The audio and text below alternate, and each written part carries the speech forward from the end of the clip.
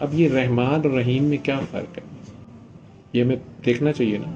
تو کیا مطلب ہے اس کا؟ جو بڑا مہربان، ہاں جی، نہایت رحم کرنے نہایت رحم کرنے والا ہے. تو جو رحم کرنے والا اور مہربان ہے یہ تو ترجمہ ہو گیا نا. اب یہ جو مہربان ہے کیا وہ رحم نہیں کرتا؟ کرتا. اور جو رحم کرتا ہے کیا وہ مہربان نہیں ہوتا؟ تو پھر دو لفظ کیوں ہیں علیحدہ علیحدہ؟ اور جب بھی اکٹھے آتے ہیں تو رحمان پہلے آتا ہے. اور اللہ کریم قرآن میں بار بار کہہ رہے ہیں کہ میں قیامت کے دن تک رحمان ہوں، قیامت والے دن بھی رحمان ہوں. رحیم بھی ہیں وہ، لیکن رحمانیت پہ بڑا زور ہے. پھر رحمان پہ پوری ایک صورت ہے، اور پھر رحمان پہ پوری ایک آیت بھی ہے. صرف الرحمان پہ اس پہ بھی گولتے آ جاتی ہے نا، یعنی بات ختم ہو گئی. کیا بات کہی اللہ نے، الرحمان. اور اس میں 6 اشارے ملا کے اللہ نے 7واں اشارہ دیا ہوا ہے. آیت کا مطلب ہے نا اشارے. اللہ ہنٹس دے رہا ہے نا، لوٹ میرے پاس میری نشانیوں کے ساتھ، کہ اس قرآن کے تھرو ہم نے اللہ تک پہنچنا ہے. اللہ کیا کہہ رہے ہیں، کیوں کہہ رہے ہیں، اور اللہ ہیں کہاں پہ، اور اللہ میرے سے کیا چاہ رہے ہیں، اور میرا اللہ میرے کتنے نزدیک کہاں ہے میرا اللہ. یہی ہے نا، یہ میسج تو اللہ نے ہمیں بھیجا ہوا ہے. اللہ کریم کہتے ہیں ایسے نہ کرو، ویسے نہ کرو، گناہ نہ کرو، یہ نہ کرو. اس میں ہم کر بھی دیں تو اللہ کا کیا جاتا ہے؟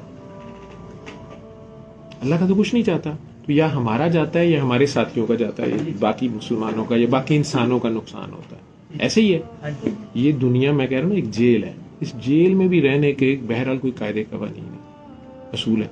اب وہ ہمیں پتہ ہی نہیں ہے. اگر اللہ سے ہم رہنمائی مانگتے ہیں، جو اصل چیز اللہ کہتا ہے کہ اس میں قرآن میں بھی کہتا ہے کہ تم لوگ وہ باتیں کیوں پوچھتے ہو جو تم نے کرنی نہیں، وہ کہتے کیوں ہو جو تم کرتے نہیں.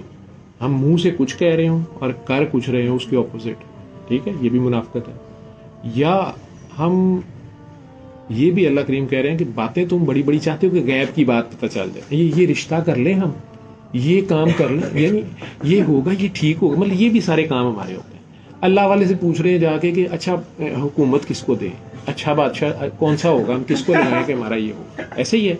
اگر آپ اس پہ عمل نہیں کریں گے بعد میں پتہ کر کے، اگر اللہ والے سے پوچھ لیا. پیغمبر ہوتے تھے نا پہلے، اب تو پیغمبر ہمارے میں آخری نبی پاک خود آ گئے اور اللہ کی کتاب درمیان میں ہے. تو اس میں سے بھی ہم کچھ بھی لینا چاہیں تو اگر آپ اللہ سے گائیڈنس مانگتے ہیں تو پہلے تو ہمیں وہ لینگویج کا کچھ تو سمجھو.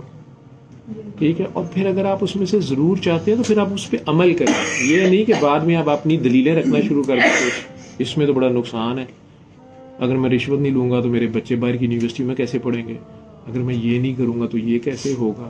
نہیں، جب آپ نے پوچھ لیا، پڑھ لیا، میسج لے لیا کہ یہ کرنا ہے، یہ نہیں کرنا، پھر آپ پہ حد لازمی آ گئی نا. ٹھیک. اب مہربان اور رحم کرنے والا جو ہے، ان کا آپس میں مجھے بتائیں کہ فرق کیا ہے.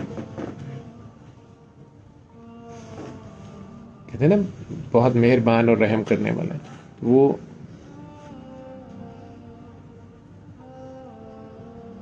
میں نے آج اپنے موبائل ڈیٹا پہ کر دیا. میں خیال اس کی کوالٹی بہت خراب ہوتی ہے، یا پھر دو اکٹھے ہوں پھر ہوں علیحدہ علیحدہ ہوں.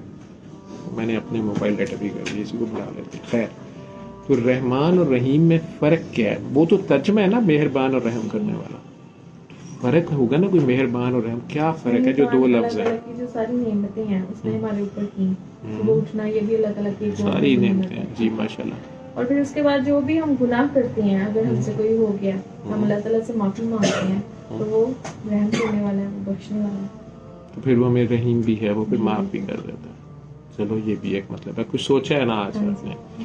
وہ جیسے کچھ صورتوں کے شروع میں الف لام میم، اب اس کا میننگ کسی کو نہیں پتا.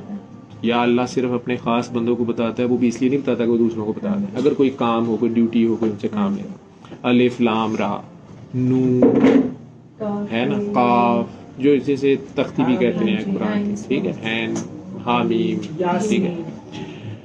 اب اس میں کیا ہے؟ اس میں 6 وہ ہیں، الف لام را ہا میم نون. یہ 6 کے 6 رکن مقطعات ہیں، اور انہیں ملا کے ایک لفظ بن گیا الرحمن. 7واں اشارہ. 7 اشارے 7 آیتیں ہوں گی نا. اب اس میں ہی کوئی بات ہے، پوری صورت ہے اس پہ، رحیم پہ نہیں ہے. ٹھیک. ابھی ہم نے بسم اللہ الرحمن الرحیم شروع کی ہے، ابھی ہمیں رحمان کا ہی نہیں پتہ چلتا. اگر پڑھنا، مختلف لوگ اس کے مختلف بڑے بڑے لوگوں نے اس کی تفسیریں کی ہیں اس کے اوپر. ٹھیک ہے، تو ہمیں اس کو سمجھنا ہے نا.